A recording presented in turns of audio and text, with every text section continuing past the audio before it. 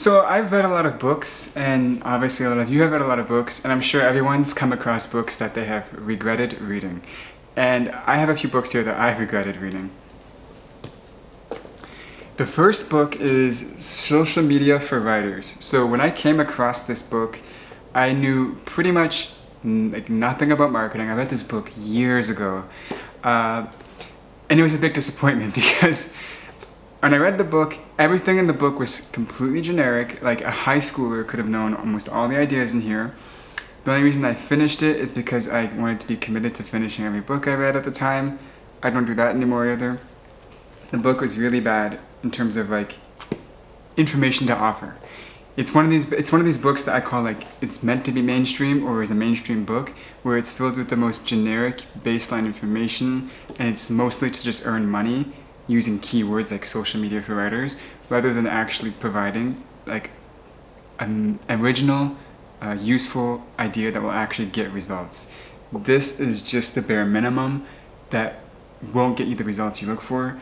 Like SEO sure will work, but if you don't have a marketing budget, it doesn't matter. And this book doesn't mention marketing budget. So I regret reading that book completely. What It's Like to Be a Dog. I thought this book was going to be a dog cognition book, and to my surprise, and also to my perhaps negligence, it's not. Halfway through the book, there was very little mention about dog cognition, and that's when I decided to look at the cover and be like, isn't it What's It Like to Be a Dog? And then I read And Other Adventures in Animal Neuroscience down here. And the book is very generic as well. If you've studied Intro to Psychology, you've probably studied behaviorism, and therefore you already know most of the ideas in this book. It's basically this guy's journey through an animal PhD or master's or whatever in animal cognition. Wasn't a fun book. Maybe this. It was an easy to read book, and therefore it was a little bit fun, but the information was very minimal, and the covering, very misleading cover. Sounds. Now, the thesis of this book got my attention. If you've read perception literature, you'll be aware of the fact that most of it is visual perception or tactile perception. This book is about sounds, and he provides a theory of sound perception. What was a letdown in this book, and why I regret reading it, is because of the fact that it was naive realism applied to sound. The reason why I didn't care for this is because it doesn't take much of a stretch of imagination to apply the theories of naive realism to sound, and as a result of his doing that, most of the ideas in here weren't that original. The thesis I thought was cool because there is, as far as I'm aware, a deficit in literature on sound perception in specific. It's very visual heavy, but the ideas were kind of weak. So I regret reading it. Roman mythology. This book is so boring. I extremely regret reading this whole book. I read Greek mythology before this book, and I knew there was going to be overlap between Roman and Greek mythology, but once I actually got to this book, not only was it written boringly, it was organized weakly, and the detail was very skimmed. It was not a lot. The stories were just bad. When you read a mythology book, usually the writer knows you gotta really portray the story of the myth, because that's where the juice is, that's where the meat is in mythology books. This book was dry. Yeah, I didn't like this book, and I wouldn't recommend anybody to read it.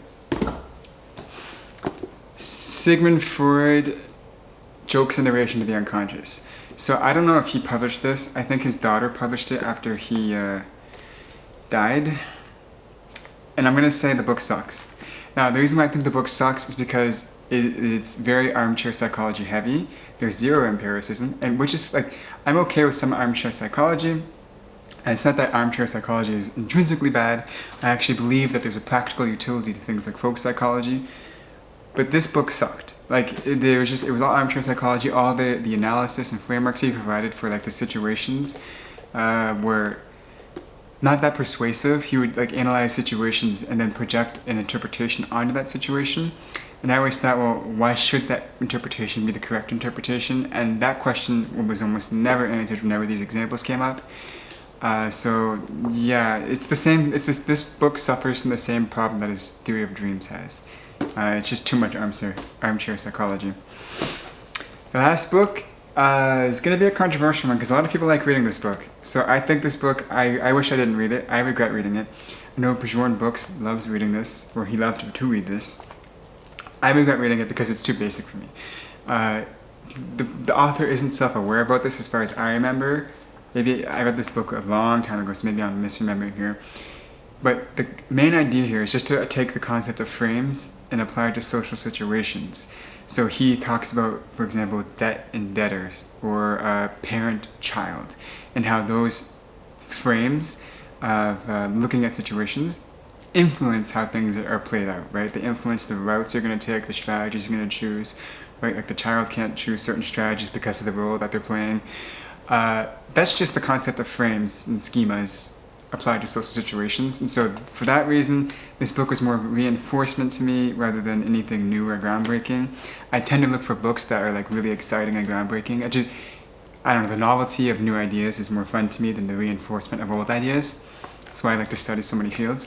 So for that reason, I regret reading this book. Too basic, too generic for me. But it's still a good book, I would say, overall. So those are some of the books I regret reading. With that being said, ciao.